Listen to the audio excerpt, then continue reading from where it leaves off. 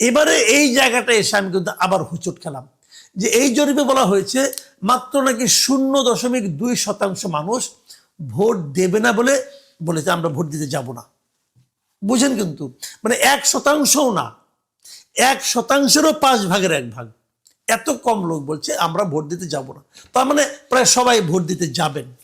But এই হিসাবটা কি আপনার কাছে আমার কাছে কতটুকু, আপনার কাছে কতটুকু গ্রহণযোগ্য আমি জানি না। আমার কাছে মোটেই গ্রহণযোগ্য না।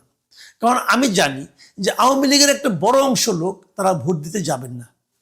এই কারণেই যাবেন না, তারা অনেক লোক আছে, আমি অনেকের সঙ্গে আমার ব্যক্তিগতভাবে আলাপও হয়েছে, তারা বলেছেন আমি ওখানে যে কাকে ভোট দেব, আমি কি বিএনপিকে ভোট দেব? বিএনপি তো আমার দলের আদর্শকে বহন করে না। অথবা বিএনপি ক্ষমতায় গেলে কি আমার দলের লোকজন, আমার যারা নেতাকর্মী আছে অথবা আমরা যারা আছি, আমরা কি নিরাপদে থাকতে পারবো? তাহলে আমি দেবো কেন? জামাত ইসলামকে আমি ভোট দেবো, তো আমি কেন দেব?